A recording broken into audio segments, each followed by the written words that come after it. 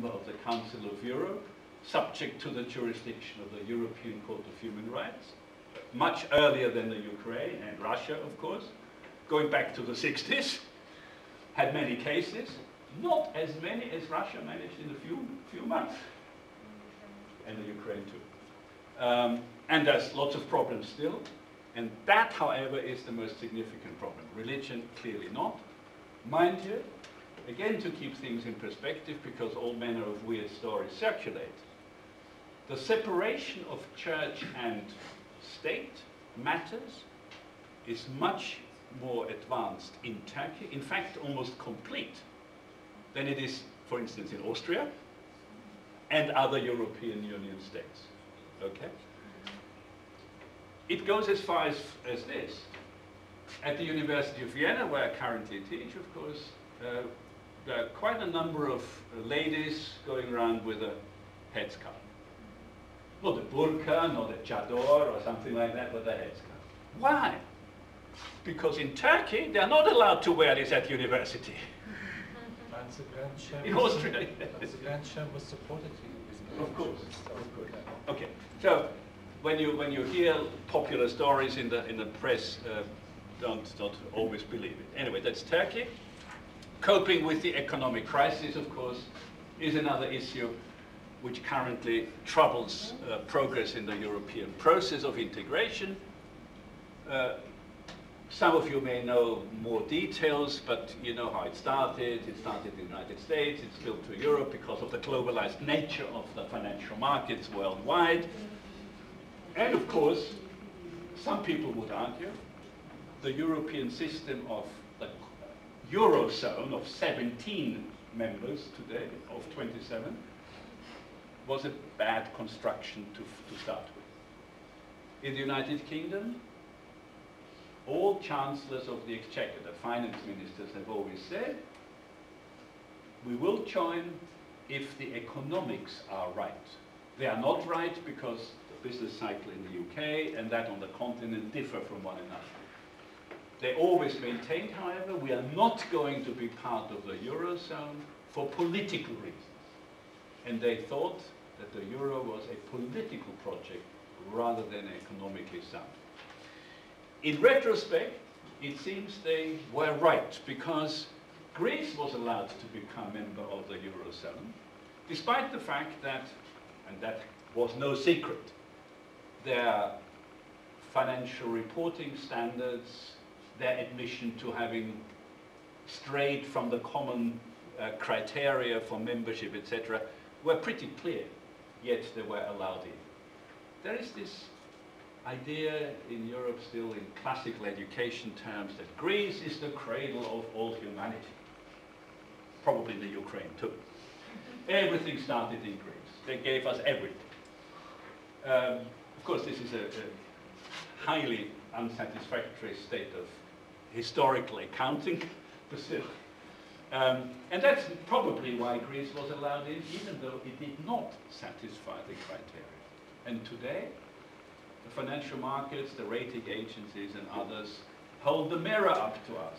Of course, the rating agencies have become the enemies of mankind, of Europeans worldwide. If you didn't have rating agencies, you would have some other transparency mechanisms. Do you know what transactions are being made by the Ukrainian National Bank? Is this being written about in the newspapers, reported on television? You don't know. And yet, this is exactly what we should consider necessary. So, the question really is, and in fact it will be solved one way or the other within the next weeks. You can witness possibly not the demise of the euro, but the release, so to speak, of Greece. I say this with a neutral term, of the Eurozone. It will not be better for Greece, according to economists' analysis. It makes it probably worse if they reintroduce their former currency, but there is a limit to how much, apparently, the credit giving institutions are willing to suffer losses. There is now the fiscal pact and austerity measures have been decided on, and here you have a sort of an overview still within the financial crisis of the main issues. Everybody knows whoever had a little cash on the side could buy a house in Spain for no problem. That was done. I've been to Spain recently, and I'm told all these properties are empty. People have no longer the money to pay for the mortgage if they had one. The banks own all these apartments at the seaside, wonderful views and the sun and all that. Orange trees, wonderful, empty. Why didn't you buy? Sorry? Why didn't you buy? Because I don't have the money. But maybe you have a connection to the National Bank of Ukraine. Yeah, and of course there is talk, and that is a serious issue, between the states which have always followed a, let's say, sound macroeconomic policy, the central states, Germany, the Netherlands, Austria, the Scandinavians. And then you have those easygoing Mediterraneans where practice varied. Now, I say easygoing in terms of discipline, not saying easygoing that the people are lazy or something like that, because they are not. But different approach to macroeconomic policies. And that shows in this current crisis, and the question is, to what extent, and there are various figures around, to what extent is Germany making the right calculations. Some argue, seriously, that Germany has already benefited from the Eurozone more than all the bailout money put up by Germany for Greece, Ireland, Spain, Italy, and others together. So one should keep things in perspective, and the Germans know best where their interests are. They don't want Greece to drop out. Okay. But that is another serious issue. The fiscal pact was recently, in fact, on the 30th of January, just to show you how up to date I am with my presentation, signed by the member states, except the Czech Republic. Why not the Czech Republic? Because they have a president, I say because they have a president who's very much against European integration. Generally, who's the Czech president?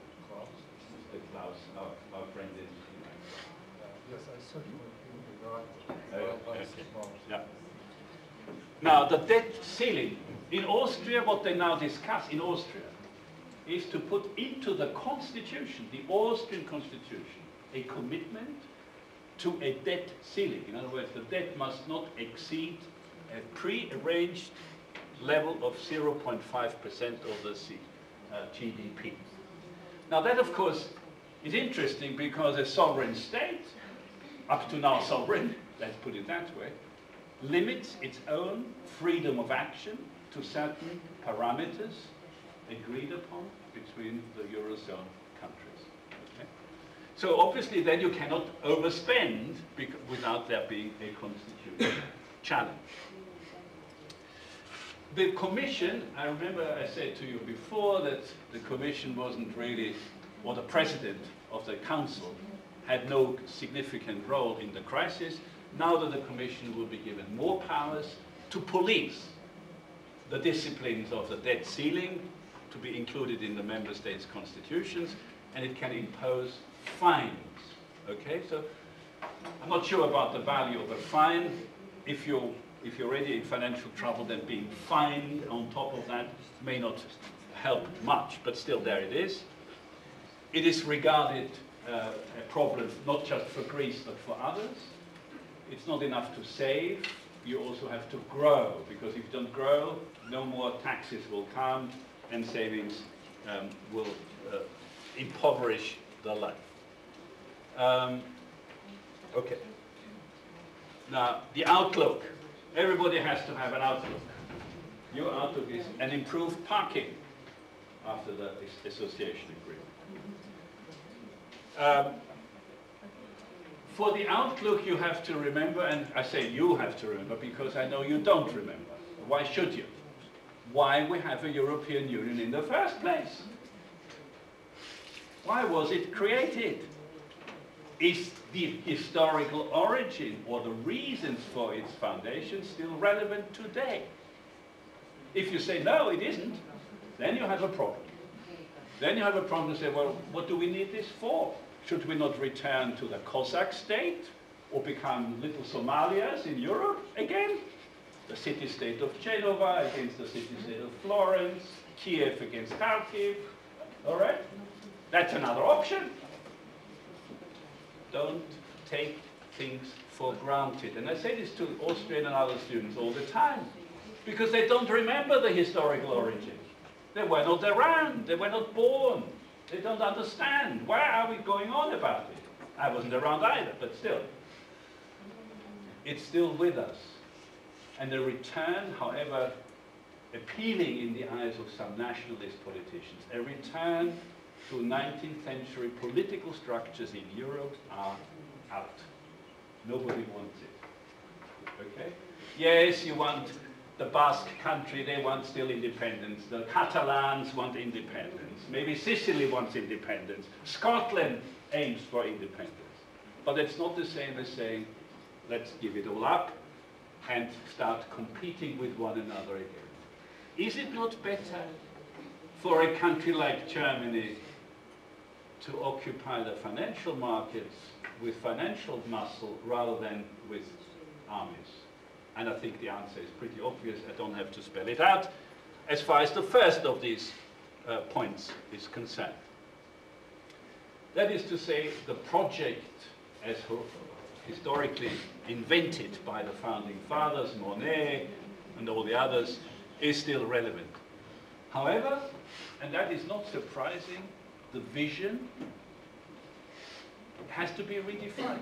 And in fact, it's the younger generations in Europe who, in addition to the historical justification, have to adhere to reasons why they want to maintain that project, to consider it beneficial, etc.